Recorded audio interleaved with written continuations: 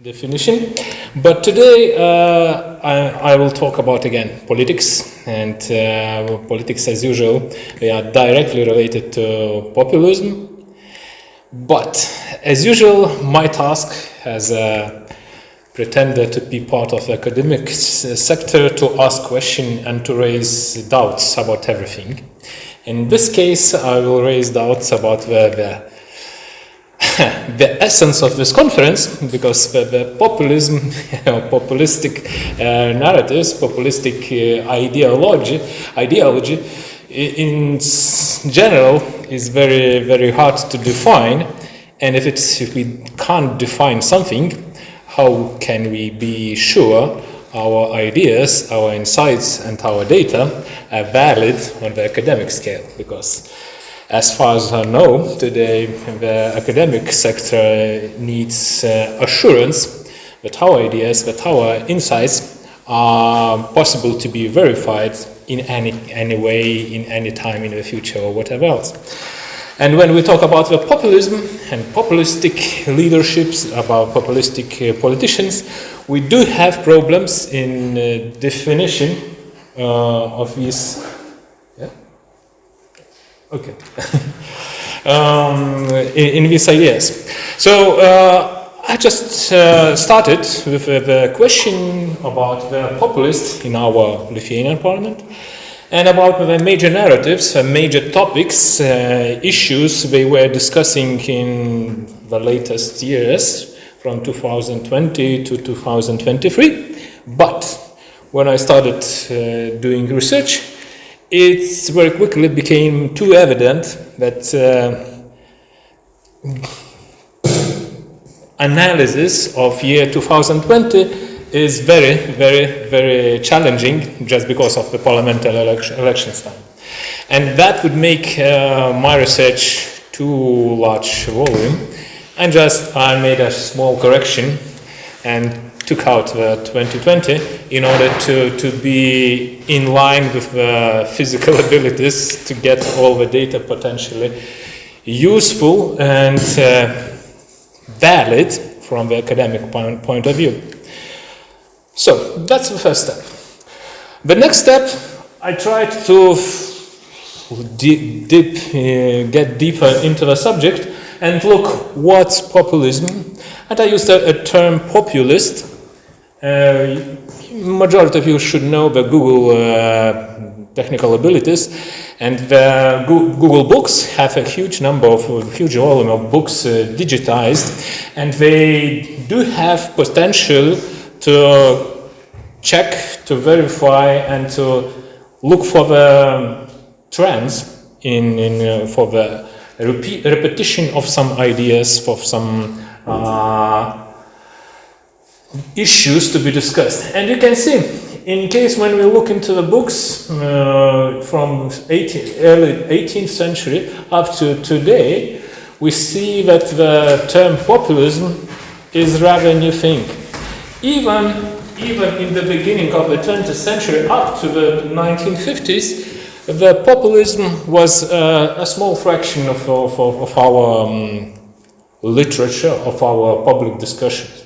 Yes, we see some small mentions here, a small thing here, a bit more discussions in the beginning of the 20th century, but later on, actually, something really important happened after the Second World War, when people started discussion about the essence of the democracies, about the essence of the democratic societies, as it was too evident that something wrong happened in the first half of the 20th century, when really democratic democratic societies made it possible for the crew leaders to get on the throne, to get in the leadership of democratic societies. And the German example is the best one, and everybody started to think, what's the problem? And you can see that the volume of research, volume of written issues, discussions, etc., increased quite rapidly till the end of the 20th century. Later on, we had some kind of stabilization. And now we see again, in recent years, it's approximately for last decade, approximately plus minus, we do see a huge influx of various issues, and our conference is one of example of these, that the topic on the populism is being reborn once again. And of course now we have completely new issues. We have disinformation, we have post-truth society, we have hybrid wars, information wars, etc., etc. And populism is a perfect tool for these areas. So that's just the starting point where I started to think where our discussion areas. How should I start to get into the discussion? And of course, let's look into the populists in the Lithuanian parliament. And here we have two academic problems: the paradigm of the populism of the Lithuanian parliament members, and the creating of the shortlisting of these Lithuanian parliamentary persons which are acting today.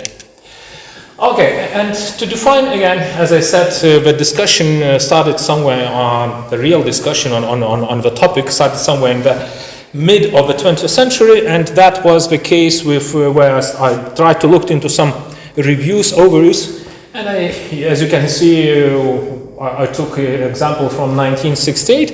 It was quite a good overview of the topic about the definition of the populism.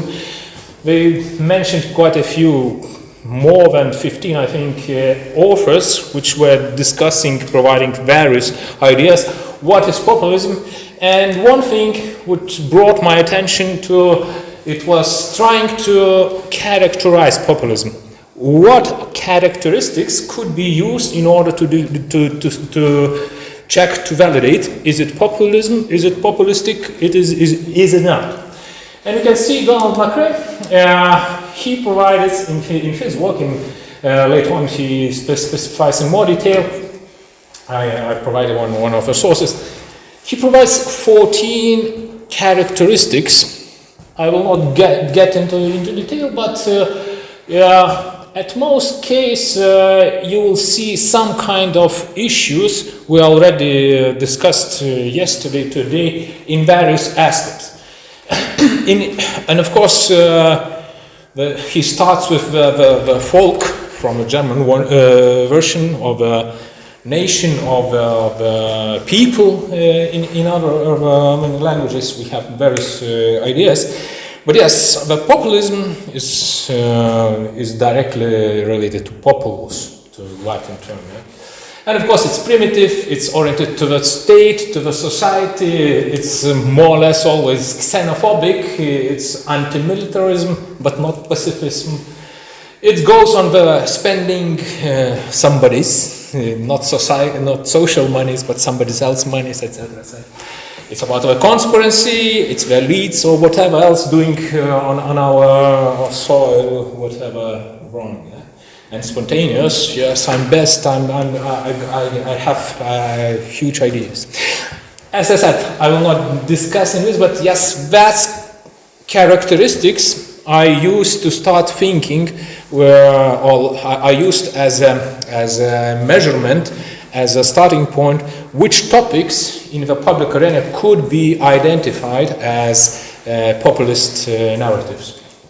Yes, it might be discussable, it might be, some of these are interrelated or covering part of it or a bigger area, but nevertheless, it's a good starting point. Okay, so the next source I looked into as a starting point, again, it's quite a modern thing. 5 years ago, a team of scientists, we started again a similar question about what should be, how we can differentiate what is populistic, what's not. And here I take the idea on some cleavages cleavages. Don't know how to pronounce it in English. But what's the separation? What's the clear differentiation between various things? And again, authoritarian, democratic, market fundamentalistic, redistributive, exclusionary, inclusionary, xenophobic, cosmopolitan, electoral, participative, nostalgic, aspirative. Again, that was ideas I just brought for my usage, for my research, to analyze initial data on how to differentiate, how to make a discussion, how to evaluate, let's say, some public agenda topic in order to be quite objective, if it is possible to say so, on my evaluation. And again, it's always a problem when we are selecting or shortlisting somebody or some party or some organization or some happening or some issue in the public sphere where it is actually populist or not populist. Initially, my idea was to look into public service and try to look into the people's opinion. People could decide, is it a populist, is it not a populist? He is, she not. They are, they not. But the problem is we don't have too much objective and scientifically, academically valid data in order to get the opinions from the societies. Yes, in case I had huge amount of money and a huge amount of time to get involved into making surveys, I could ask a survey company to do this, etc., etc. No data. So I had to look into other options, how to decide who could be named as a populist. Here I have a help again from a team of academicians, and they prepare a populist. It's as we call expert-informed qualitative comparative classification. I already see many doubts in your heads. That's it's fishy a bit, and it might be doubted quite a lot. But nevertheless, it's quite established thing in the academic arena. We do have several rounds of evaluations. We do have several rounds of updates, etc., etc. And although it's not the up-to-date situation in Lithuania, as you can see, the latest data in the case is from last hence, not the parliamentary situation today, but still they are updating and they are working year by year on validation of their data. And here what we have from Lithuanian profile, we do have two parties, or at least one directly representative today in the parliament, and a second one like the original format, which is now acting in the parliament. We have several members which were originally from this party and which is like reorganized and starting today as a parliamentary party. So that's how I chose shortlisted parliament members, and that's like a short jump how to solve the problem with the shortlisting of who should be in our analysis, because otherwise we should have otherwise we have quite a different perspective. And this perspective is, in case we look into the populism as ideology or as a set of ideas, not as a rhetoric, not as a specific issues, we are confronting an issue that in general everybody is a populist. In general, we should analyze all the public information without any connection to some populist organization, populist as persons. We should, in that perspective, we should look into all communication as potentially populist. But that would make my task almost unsolvable, because the amount of data available in the public space and the required cross-checking with all these characteristics, whereas today's presentation is populist, 1, 2, 3, 4, 5, 5, 13, 14. No, yes. Yesterday's text on the Facebook, 1, 2, 3, 4 characteristics. It would be undoable without some artificial intelligence, as colleagues say. So, from that perspective, I had to look into some perspective, and I chose the shortlisted help with other works already in place. And of course, when we are talking about the Lithuanian parliament, I had to step back into Lithuanian works, and we do have several, that's not all, that's just an example.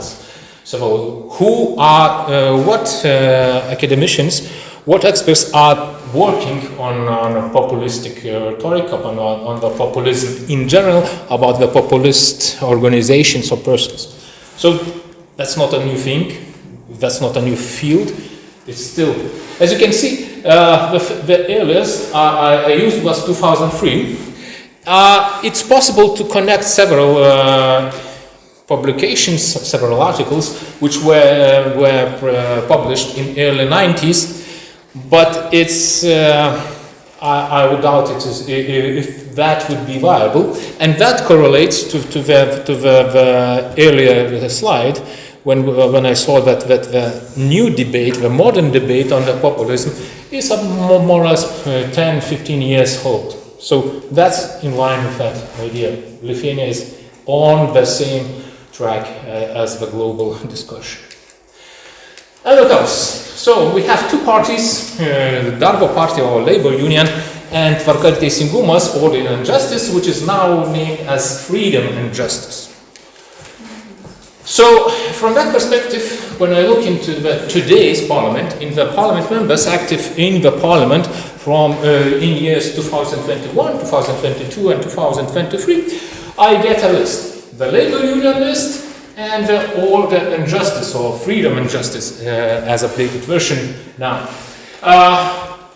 Looking into the parliamentary group, we have Liutauras Ulevičius, which I had to throw away because originally he is not a member of a party, and at the same time he was elected in a single district, which is not according to the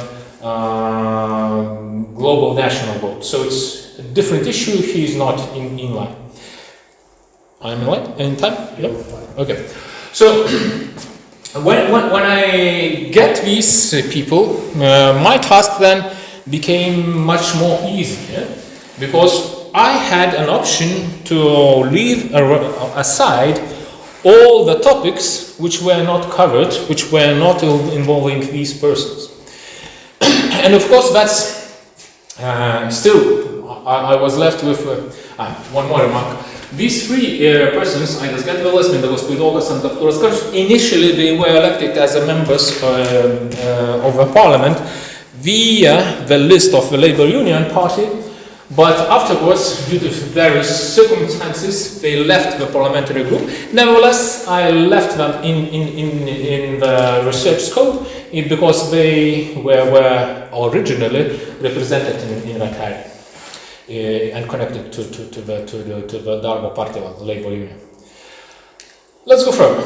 So, okay, very broad name, but taxonomy, which is not actually yet fully established. And of course, I have to make a remark that we are still living in the year 2023. So my research data I'm representing today is not yet finished. They will be finished after the December 31st of this year, just in making sure that I'm fully in line with the calendar issues. Nevertheless, the majority issues are already in place, but I have to admit it's still in the process, because initially my task was, I was selecting narratives from the public space via various expert opinions, via various expert reviews. What were the most important issues, for example, during 2021? What were the most important issues in 2022? What were 23, etc., etc. After I got this initial short list of ideas of the public agenda topics, I got into cross-checking whereas these parliament members, they were active in these narratives. And that's actually the initial and like working paper status list of the narratives, which is very, very broad. As you can see, criticism of COVID-19 measures in 2021 was very popular, and I think that should be true for all major European countries, that populists were very active during this year. I've already made and published an academic article on Lithuanian politicians using COVID-19 populistic narratives in order to raise their public support level. It was published last year, in the beginning of the last year. So 2021 was clearly the COVID-19 issues, and this topic actually covers quite a lot of ideas, quite a lot of sub-narratives, and that's like kind of joint topic. Of course, we have a corruption case in the Darbo Partija. One of the leaders, Liutauras Ulevičius, just a few days ago was yesterday he went to jail actually, just because he was the court decided that he was guilty in that corruption case. Mindaugas Liutauras investigation, I guess, quite similar and different situation. He was accused on some illegal lobbying issues with gambling industry. Why these are put into this list? It's not like populistic ideas, or it's like corruption. It's the work of the court, the work of investigation agencies. From my perspective, from my characteristics I got as evaluating points, I would see that these cases, when populist politician is accused of some misbehavior or illegal behavior, and when he or she is reacting, actually in his reaction, in his communication, he or she always use some kind of anti-elitist, anti-systematic approach. Because, oh, I'm a representative of people and the system tries to crush me.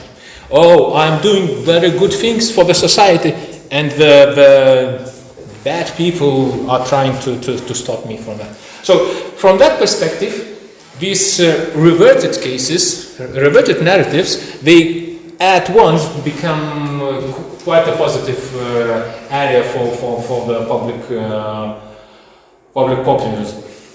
As from the Darbo Partija, from the labor union, you see several topics which were quite on a small scale, but still they are fully represent the classic, the generic ideas, what's populism about. It's compensations, it's tax exemptions, it's some subsidies. They are always doing something very good, something very important for some kind of members of a society. And of course, it's compensation not for some businesses, it's for the social workers, for those people which are very important, very empathetic for the society.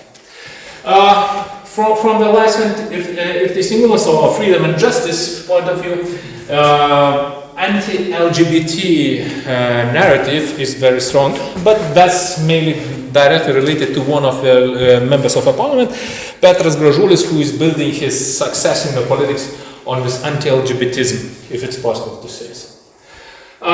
Additional one, one of the leaders in the freedom and justice, Artūras Zuokas, former mayor of our capital of Vilnius. He is not member of the parliament, but at the same time it was quite noticeable, quite a huge case, and Petras Gražulis and Remigijus Žemaitaitis quite participated in the municipal elections campaign in order to raise awareness of Artūras Zuokas. It was presented somewhere in the mid of 2022, somewhere in June, July, and the elections were in the beginning of this year, in first months. And of course, after the Hamas and Israel's war started in Israel, Remigijus Žemaitaitis is very active in anti-Semitic communication, which is again, it's very directly related to various xenophobic issues, and it's directly related to very long-term issues in Lithuanian societies, because the large part of Lithuanian society, large part of our citizens, they are really anti-Semitic. And it's Remigijus Žemaitaitis, the leader of the Freedom and Justice Party. He's using this opportunity very, very well. And of course, the merger of labor union on freedom and justice is again one of the issues in the public agenda, which is a bit on the verge. I'm not still now sure, whereas it is kind of populistic narrative, but from their perspective, how they presented it, what arguments were presented for the unity of these two parties, it's one of the topics I've selected for further research. I have 5 minutes, okay, good. Okay, good. So that's just working part of the comparison, which areas, which topics are correlating between, that's labor union members of the parliament, that's justice, freedom and justice members of the parliament. These topics, they are related to both parties. These topics are more related to labor union, these topics are more related to freedom and justice. And it's still in the process because, as I said, data are still coming. And I have help from our major monitoring agency, media monitoring agency in Lithuania, Mediaskopas.